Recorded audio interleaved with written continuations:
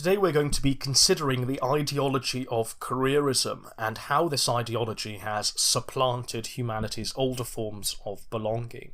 And in order to do this, we need to look at the composition of today's society. Today's society is this tightly connected economic system that's built upon specialisation and also a division of labour, so people do different things.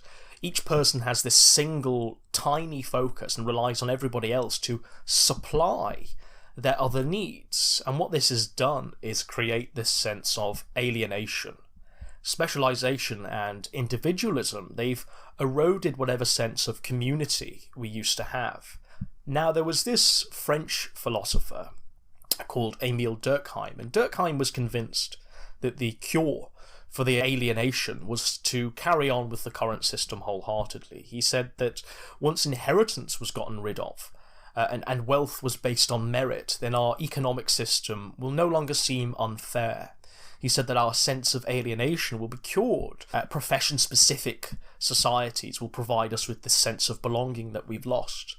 And all of this can be called, can be gathered together and grouped up under this ideology of careerism. And careerism will serve as a common belief to replace all of the other social beliefs that it's destroyed.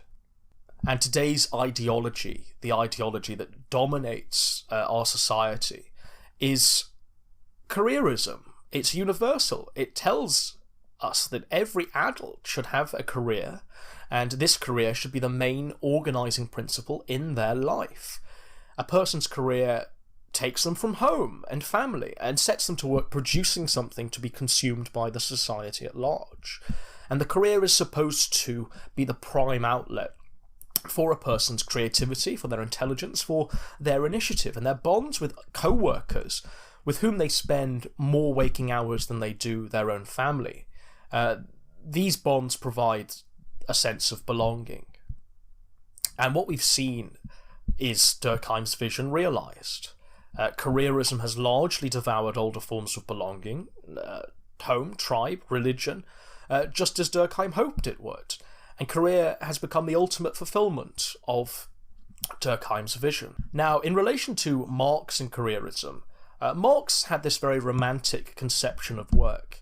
He said that through work, a person can exercise their intelligence and their creativity.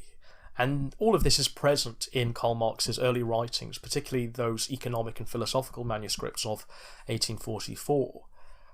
What careerism has done is accept Marxist romantic visions of work, theories of work as an outlet for creativity. It's accepted them and also combined them with this almost contrary notion that the current system provides the ideal, at least for those with true careers. Let's look now at what today's children, the children of today's society, are told. No one thinks it controversial to tell children to start dreaming about the careers that they should grow up to have. When children are told to study hard and get good grades at school, they can make something of their lives. It doesn't strike one as insulting to those without careers, to those who aren't something. And career has become this focal point of a person's life. Everything else should be organised around it, and this is implied in the way we live and the advice that we give to our children. But what's the problem with telling every child to look for a rewarding and challenging career that will make them something? Well, careerism has shown this great intolerance, a lack of sympathy for those who don't fit the careerist pattern. Namely unskilled workers, the unemployed, stay-at-home parents. Most in society don't have careers. This ideology is then forced to regard these people, or at least their way of life, as fundamentally defective. Let's look closer at this majority. What about the majority of people whose jobs involve no particular skill or creativity, who see their job as a mere way of paying the bills? Those who just work 9 to 5 and then return home to be with their families. Those who find their life's meaning in family and hobbies or something other than a job. Well, the careerist ideology says that these people are wrong, that there is something intrinsically wrong with these people. It's their fault, they're just lazy or dumb, or it's society's fault for not educating them enough. But it's becoming harder and harder to support a family without becoming a specialist, right? The answer to this is career retraining or more higher education so that everyone can become an engineer. And this has damaged the role of the stay-at-home parent and the position of him or her. The home as a place of valuable and creative work. It's not just a place for relaxation and indulgence, but careerism exists largely to eliminate this last holdout. It demands that a person needs a career to have an outlet for one's creativity and to be socially engaged. But most jobs, and even most careers, they involve less or at least no more opportunity for creativity and initiative than organising and keeping a household and educating children. What I'm getting at here is there's been a shift in the priority of society.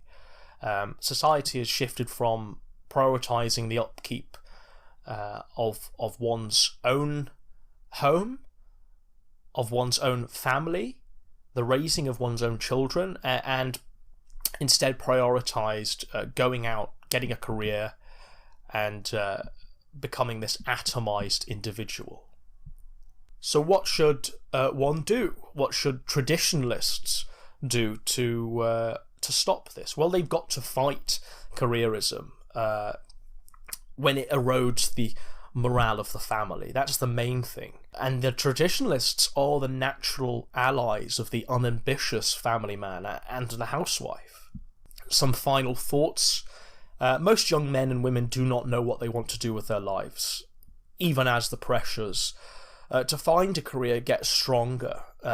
This is something we've all observed. But it is necessary in today's world for a person to take on a career and not just a job, and to work as if they had a passion that they don't have.